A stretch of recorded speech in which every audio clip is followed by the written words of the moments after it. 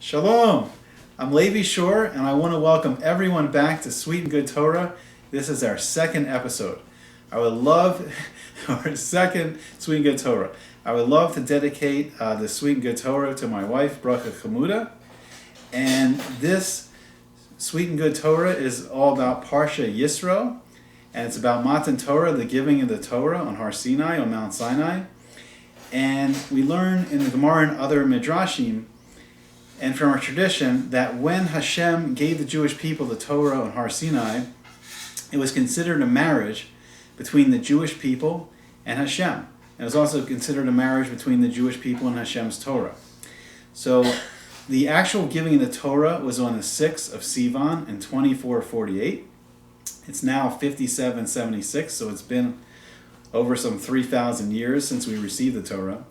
And we're going to describe a little bit through some of the Midrashim, how, and talking about the Aseres HaDibros, the Ten Commandments, how it's a marriage, and how if we view the Ten Commandments in the scope of a marriage, how we can see how important it is, this concept of marriage between us and Hashem, and between Hashem and the Torah, and even in the aspect of a man and his wife, and how your wife and a special relationship with your wife can help you connect to the Torah and connect to Hashem. So first I'd like to start off and read something from the Maharal Sefer, Rabbi Yehuda Loh of Prague, and his Sefer Nesivos Olam, and it's all about the Torah. And he said something very interesting here. He said, Ki ha'isha hi ha'shalemes metzios ha'adam. He says, because a wife or a woman, that she is the completion of the existence of a man. And sha'al yada ha'adam shalim. And that through her hand, a person, a man, is complete. And it's interesting too, because we see at the very beginning of the Torah, in Bereshis, we see that when Hashem created Chava for Adam, Hashem first said about Adam that he says it's not good, it's lo tov for him to be alone. And that he created Chava to be a helper, an Ezer Kenegdo for him, a helper against him.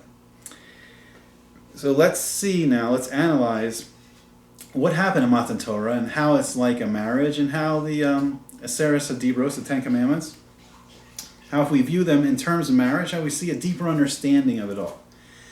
So one thing I think was incredible is that when we arrived at Har Sinai, and I think it was about 3 million Jewish people at the time, and our tradition says that every neshama, every soul of every Jewish person was there listening to Hashem speak. And it's amazing when you think about it, an infinite being, the creator of everything, and the one who sustains everyone every day and creates the world anew and gives everyone life, actually spoke to us as a nation. And it's a really miraculous thing.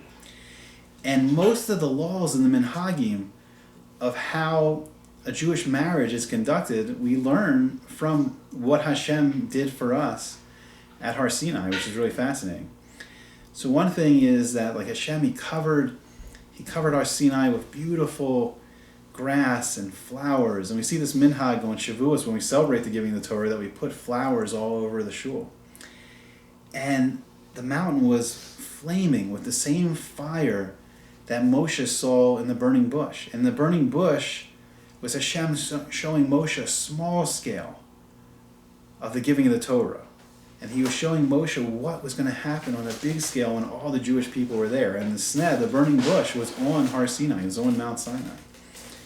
And the whole mountain was aflame, and the flames went up like a furnace. It said the smoke went up like a furnace to Shemayim. And we learn in the Midrashim that Hashem lowered his Kisei HaKavod from one of the higher worlds down to the top of the mountain, where the throne of Hashem, the throne of glory, was there on the top of the mountain. And there was one Midrash says that there was 22,000 legions of angels, of Malachim, all around the mountain. And then Hashem spoke all 10 commandments at one moment, at one rega, one instant. And we heard all 10, and we saw that, or heard that it was impossible. Actually, it's interesting that we saw, because the Torah actually says that we saw the kolos, we saw sounds emanating from Hashem. And we saw also flames, lapidum, I think it is. We saw actually flames and some spiritual essence of the words of Hashem. And then they went, and these words came to each individual Jew in this fiery spiritual flame. And then they went and they carved out the letters on the luchos. And the luchos are interesting too, because the luchos were actually 2 rectangles made of pure sapphire. Because a lot of times you'll see, like in movies, like they'll show like these stones, these like just, I mean, I don't know, this basic rock stone. And for some reason they did a curve at the top, but they were actually 2 rectangles. And on the first luchos was the first 5 commandments. And those are the commandments of Bein Adam Lamakom. Those are the commandments of between us and Hashem. And then the other luchos, which are exact parallel, are Bein Adam Lechavero. And those are the laws of like how we should conduct, ourselves with each other. And we're going to see that they parallel each other. So let's start going into the Aseres Adibros, the 10 Commandments. So the first thing that Hashem said, the first mitzvah, is Anochi Hashem Elokecha.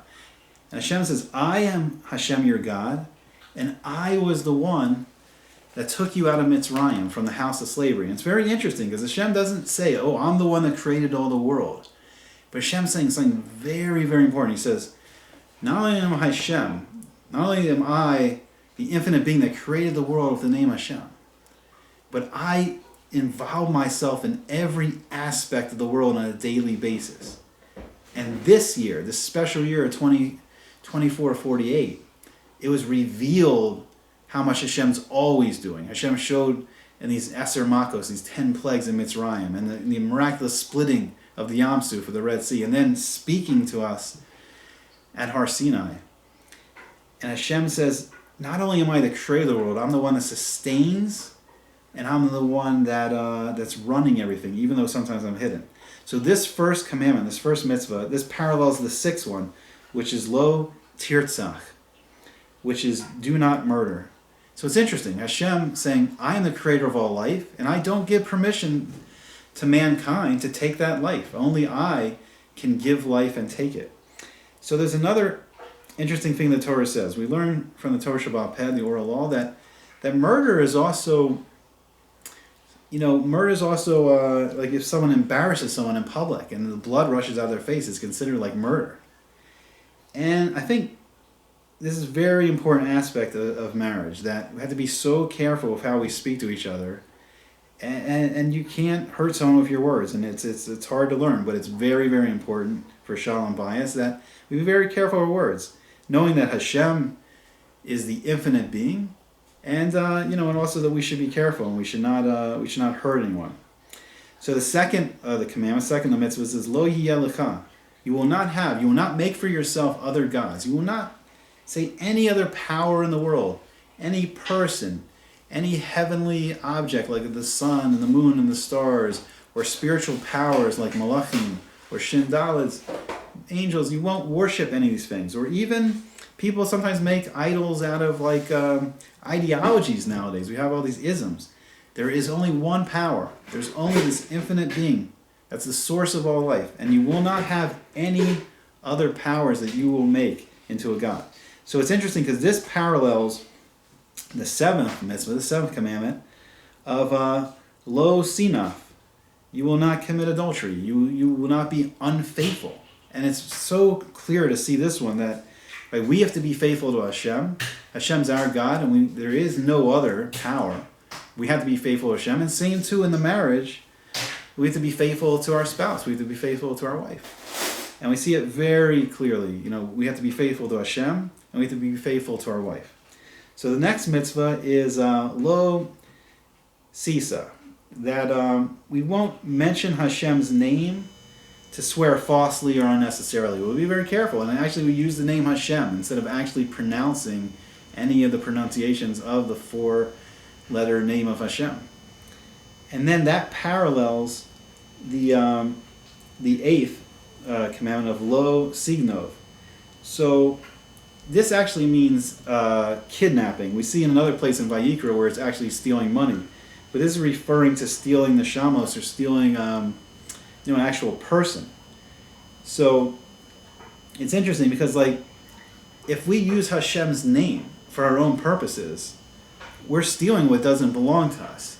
This is the special name that Hashem used to create everything. And it's not ours. It belongs to Hashem. And we have to be very careful with it. It's very powerful, and it's not ours to use. Same too, like other souls, other people. They're not ours to use, And I think in the confines of a marriage, like, you're right. You were given this gift of a wife from Hashem, and you have to take that special responsibility, and you have to see how precious that is that you were given this other person, and not kidnap or steal that person. I mean, in the sense of like, don't try to commandeer that person to what you want. You have to appreciate that you were given this special helper. So the fourth mitzvah commandment is Zechor es Yom HaShabbos. We must remember the Shabbos and keep it holy. And this is really understanding that it's really Hashem, HaKadosh Baruch Hu, that created everything. And we give thanks by pulling back on Shabbos, not doing the malachas, not doing the 39 malachas. Pulling back and appreciating that Hashem created the world.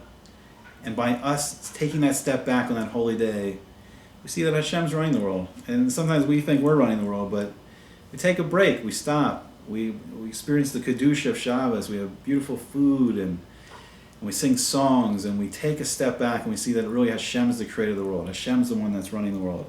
And we don't do any creative labors. We don't do the malacha. And that parallels Lo sa'ana. Do not be a false witness. And it's very interesting because when we don't celebrate Shabbos, when we don't take that step back, we act like we're the creators of the world. We act like, we're the ones running the show. And in a sense, we're acting like a false witness against another person. So, right, we want to be honorable. We want to recognize and give thanks to Hashem, that Hashem created the world in the 6 days, and Hashem, rested and created this menucha, this Shabbos relaxation.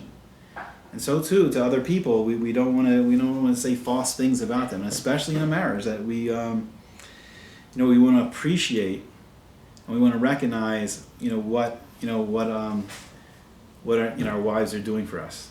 We want to thank them and have the karsatov, have the gratitude. And then finally we get to where we see the marriage itself, the kedushin, the holy couple. It's kivud avein, and we see like honor your parents, honor your mother and your father, honor their holy bond of kedushin. Because if not for their marriage, if not for their partnership with Hashem, you wouldn't be here. And by recognizing and honoring your parents, you're honoring Hashem also. It's interesting that it's in this column, because this is really the column between us and Hashem. But Hashem's saying that your parents, you honor your parents, you're honoring me. It's really fascinating. You honor your parents, you're honoring me. And I'm going to give you long life in the land, in Eretz Yisrael. I will give Eretz Yisrael to the Jewish people. You honor your parents, you will get long life in the land. And this parallels lo sachmod. Do not make precious, do not desire anything else. Do not desire someone else's wife, someone else's house, someone else's possessions. Appreciate and give kavod to what Hashem gave you. And this is really crucial. It's really crucial. Like, honoring your parents is appreciation that Hashem created you. And they're the only parents you have. And if you really appreciate your wife, and I feel like Hashem made it easy for me, because He gave me a bracha chamuda, which means a precious blessing. So why would I ever need to be tachmod anyone else when I already have a chamuda? I already have the chamuda, so I don't need to be lo tachmod. So I really would like to thank Hashem for giving us the Torah. And Bezrat Hashem, we can do many more of these sweet and good Torahs. I really hope you liked it. And I'd like to thank my wife, because without her, and without the sweet and good catering, we wouldn't have the parnasa to make all this sweet and good Torah. And Bezrat Hashem, we'll learn many more parshas of Torah together, and we'll see the coming of Mashiach Tzidkenu.